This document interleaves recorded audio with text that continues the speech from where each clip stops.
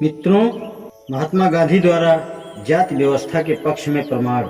गांधी जी द्वारा संपादित हरिजन अखबार में छपे उनके 3 लेख।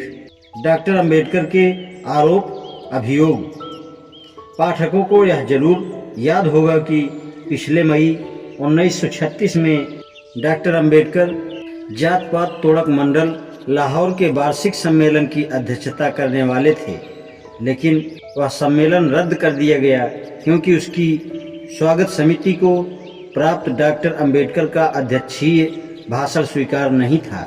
उनका भाषण स्वागत समिति के लिए अनुचित हो सकता है, लेकिन सवाल उठता है कि स्वागत समिति ने अपनी इच्छा से उनको अध्यक्ष चुना और बाद में सिर्फ उनके भाषण के कारण उनको अध्यक्ष अस्वीकार करना कहाँ तक न्याय संगत है। समिति हिंदू धर्म शास्त्रों और जाति व्यवस्था के बारे में डॉक्टर अंबेडकर के विचार अच्छी तरह जानती थी। वह यह भी जानती थी कि डॉक्टर अंबेडकर बहुत स्पष्ट शब्दों में कुछ ही दिनों में हिंदू धर्म छोड़ने की घोषणा कर चुके हैं। डॉक्टर अंबेडकर ने संबोधन के लिए जो भाषण तैयार किया, उससे कम की आशा समिति को उनसे नहीं करनी चाहिए थी। ऐसा लगता है कि स्वागत समिति ने जनता को ऐसे व्यक्ति के मौलिक विचारों को सुनने का मौका ही देना नहीं चाहती थी, जिसने अपने लिए समाज में एक विशेष स्थान बना लिया है। भविष्य में डॉक्टर अंबेडकर चाहे किसी भी धर्म का लेबल अपने नाम के साथ चिपकाएं, अब वह एक ऐसे व्यक्ति नहीं हैं जो समाज द्वारा स्वयं के द्वारा भी भुलाए जा सके। डॉक्टर अंबेडकर स्वागत समिति से हार मानने वाले व्यक्ति नहीं थे। उन्होंने अपने खर्चे से अपने भाषण को छपवाकर समिति को उसके रद्द करने के फैसले का जवाब दे दिया। उन्होंने इसकी कीमत 8 आना रखी है। मैं इस कीमत को कम करके 2 आने तक या अधिक से अधिक 4 आने तक ले जाने का सुझाव दूंगा।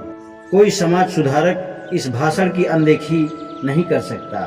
रूढ़िवादी लोग भी इसके पढ़कर लाभ ही उठाएंगे, लेकिन इसका अर्थ यह नहीं है कि भाषण में किसी ऐतराज की गुंजाइश नहीं है। यदि इसमें गंभीर ऐतराज की गुंजाइश नजर आती है तो इसे जरूर पढ़ा जाना चाहिए। डॉक्टर अंबेडकर हिंदू धर्म के लिए एक चुनौती हैं।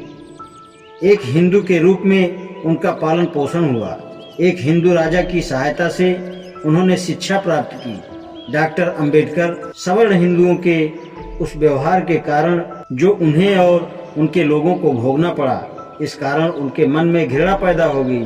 अतः उन्होंने न केवल उनको बल्कि उस हिंदू धर्म को भी छोड़ देने का फैसला लिया है जो उनकी और सवर्ण हिंदुओं की विरासत थी। उन्होंने उस धर्म को मानने वालों के एक भाग के खिलाफ अपनी सख्त नफरत को उस धर्म के ही खिलाफ बदल दिया।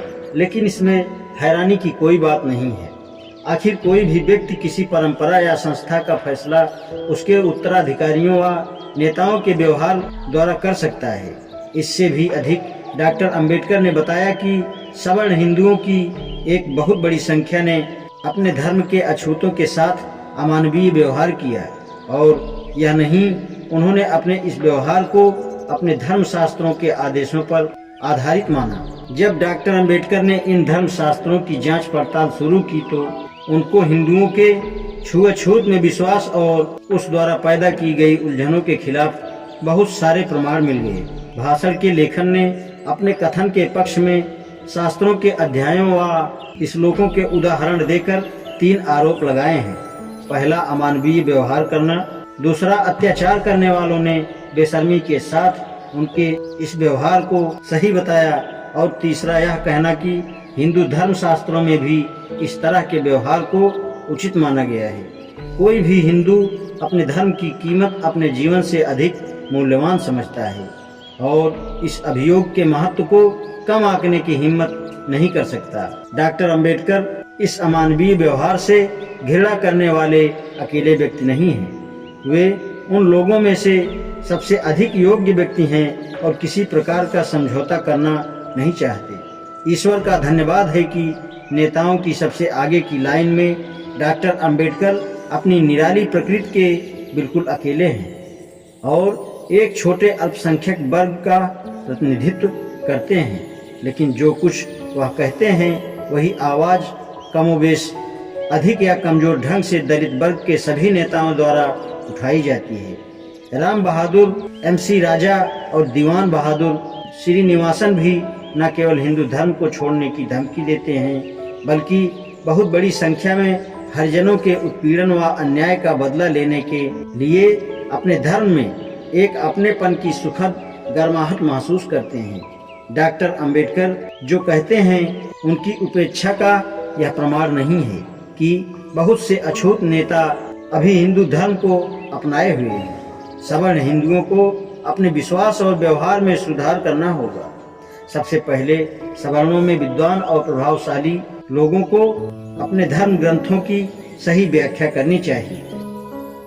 आज इतना ही शेष कर, धन्यवाद।